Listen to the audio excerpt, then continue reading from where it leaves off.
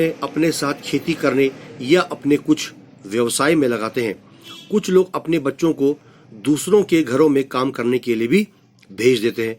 उनका मानना यह है कि पढ़ने लिखने से क्या होगा, पढ़ाई लिखाई से कोई फायदा नहीं है, आगे तो जाकर यही सब काम करना है। एक आधार पर तो उनका ये तर्क उचित मालूम पड़ता है, लेखक कहता है, लेकिन दूसरे आधार पर अगर दूसरे नजरिए से अगर हम ये देखें तो ये तर्क जो है, ये बात जो बिल्कुल गलत है। ज्ञान की जरूरत सभी है, हर कोई पढ़ना लिखना चाहता है।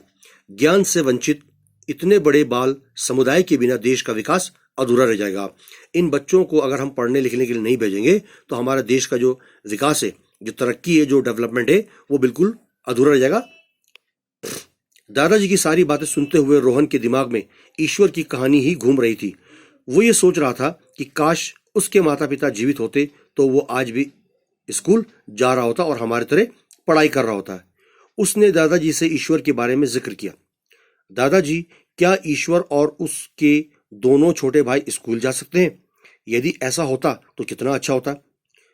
रोहन की बात सुनकर दादाजी ने कहा, हाँ हाँ रोहन, क्यों नहीं, ये बिल्कुल सही बात है। हम इसके लिए जरूर कुछ प्रयास करेंगे, कुछ कोशिश करेंगे। मैं एक बाल सुधार गृह, जहां पर बच्चों को रखा जाता है, काम करने वाली एक सेविका, जो एक सोशल वर्कर है, समाज सेविका, उसको जानता हूं। रोहन के दादाजी ने रोहन से कहा। ठीक है, आगे देखिए, वो जरूर हमारी मदद करेंगे। दूसरे दिन दादाजी और रोहन ईश्वर एवं उसके दोनों भाइयों को लेकर बाल सुधार गृह चले गए, जहां पर उन बच्चों को रखा जाता है, पढ़ाई लिखाई, खेल कूद, ठीक है, उनके जीवन को संवारने के लिए। वहां पर और भी बहुत सारे बच्चे थे जो आपस में खेल कूद कर रहे थे।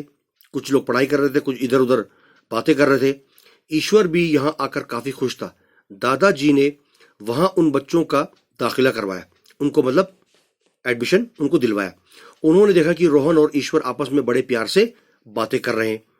उन्होंने सुना है कि रोहन ईश्वर से कह रहा था कि आज से हम दोनों मित्र हो गए, आज से हम दोनों दोस्त बन गए। तो इस प्रकार से इन बच्चों के जीवन को संवारने के लिए हमें समाज में इन बच्चों के भविष्य को आगे और उज्जवल बनाने के लिए हमें भी बढ़ चढ़कर हिस्सा लेना चाहिए। इसमें भी हमको काफी योगदान देने की जरूरत है।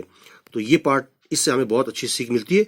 इनको भी आप ध्यान रखेंगे और यही हमारे समाज में हम इसको प्रैक्टिकली रूप में एक आयाम देने के लिए हमें भरपूर कोशिश करनी चाहिए। धन्यवाद।